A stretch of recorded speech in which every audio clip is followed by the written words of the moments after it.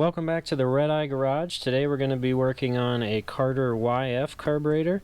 We're going to tear this completely down to a bare housing and rebuild it using Kaiser Willys parts. We're also going to use this service manual from Kaiser Willys to reference our parts and settings and things like that as we put it back together. If you notice it's completely together and it looks pretty good, that's because I started with a core that was just a bare housing, and I'm going to be using I'm going to show parts from two different kits today. I'll pull them up here on the screen. So on the left we have the master kit from Kaiser Willys, and on the right is what they just call their tune-up kit. So they're both really comprehensive kits. They're available in the Kaiser Willys catalog. I'll post links to them in the description. But with those kits you can pretty much assemble an entire carb, even if you don't have all the pieces, because like I said, this was kind of a basket case carburetor. I reassembled it because I want you to see the teardown procedure and then reassembly. We're going to move pretty fast through this because I'm not going to have to deal with any corrosion or dirt or built up fuel or anything like that. So we're going to tear right into it and see how it comes apart and goes back together. I am going to be referencing this manual I got from Kaiser Willys.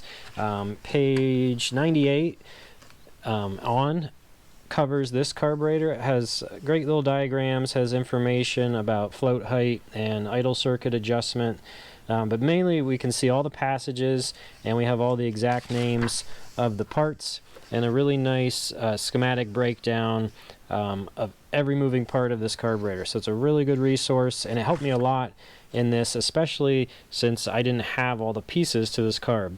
It's not something many of us do every single day unless that's your actual job. Most of us are just garage hacks just trying to get by because we want to drive our Jeeps. Step 1, remove the little clip on this linkage arm. I like having a magnetic tray nearby because those things like to go flying. Swing that out of the way and remove the lower clip and the entire arm, and I like to take the clip off of the throttle assembly just so you don't lose it. Remove all the screws from the top cover. Remove the top cover. Next we're going to pop off the gasket, the pin and float. Give it a shake, make sure there's no fuel in there. The needle and seat are next. Pop those out, put them in your tray. It's really important to have the right size screwdriver. You want the blade to go across both sides and fully engage those slots. This is a great time to take some reference photos that'll help you with reassembly. Depress the spring when removing these little retaining clips. That'll take the pressure off of it, help you remove it, and prevent it from going flying across your shop.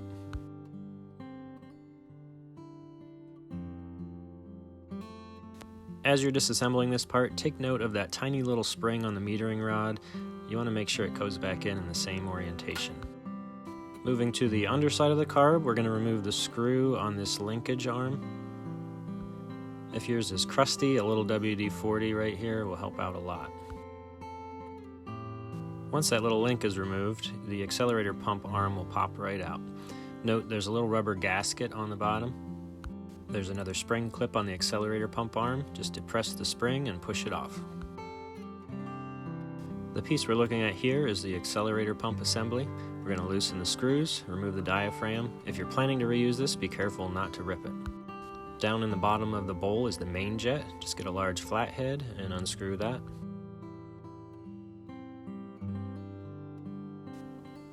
Unscrew the low-speed jet. It's right in the center on top. The last item to remove from here is the ball check and retaining spring. It's the tiniest little spring in your kit. Be careful not to lose it. It is super tiny. There's also a square little block in there that sits on top of the check ball. The kit comes with different sized balls. Make sure you compare them and replace it with the exact same size ball.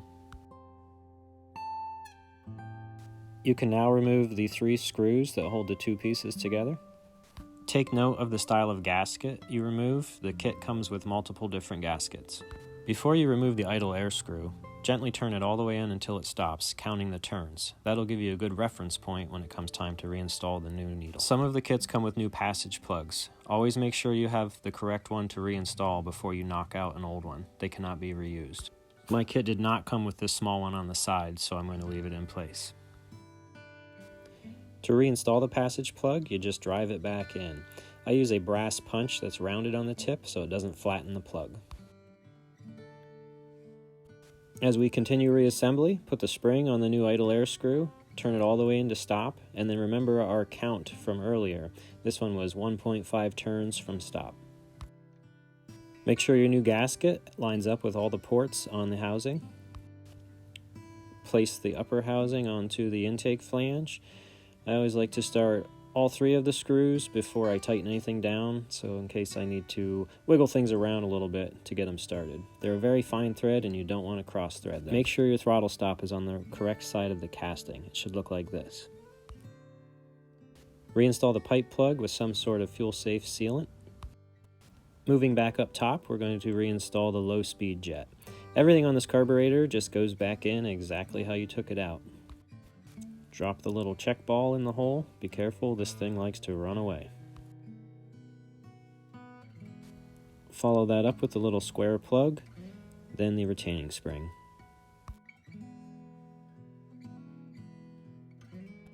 This spring is incredibly fragile and small, very easy to lose.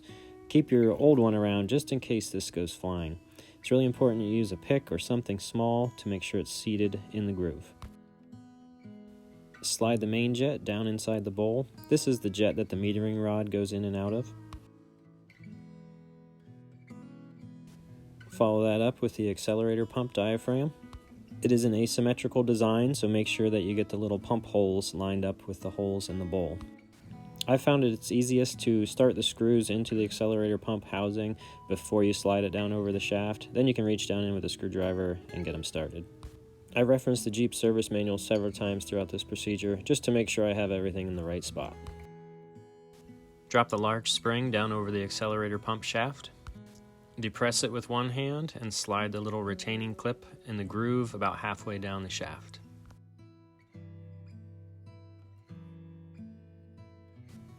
Slide the little rubber gasket up onto the flat plunger rod, then drop it down through the case going over the accelerator pump shaft. Install your new metering rod onto the little clip, pulling the spring around the front to hold it in place. Carefully drop that down through the little jet at the bottom of the bowl and the other end over the accelerator pump shaft. It should look like this when it's all together. The smaller spring goes on top of that.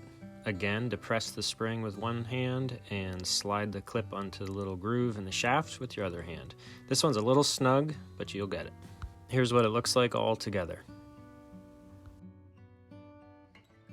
Back to the underside of the carburetor, we're going to use the little Z linkage. Notice the longer end goes out onto the bracket. This part takes a little finagling. Just keep wiggling it around, turning the throttle shaft as needed. It'll slide onto there eventually. There's a flat machined on the shaft, keep that in mind to locate the hole. Push it all the way on, then snug up the retaining screw. Be sure to give the throttle a little action to make sure everything moves freely. Moving back to the float cover, grab your seat, make sure there's a gasket on it. Always start it by hand and then tighten it with the correct size screwdriver. Follow that up with the needle, the little spring, and then on top of that is the little plunger pad.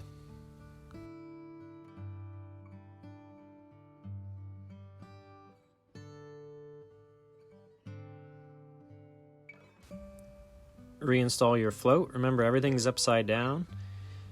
Install your float shaft. There's a little bump in it that goes out towards the outside edge. I'll try to show that right here.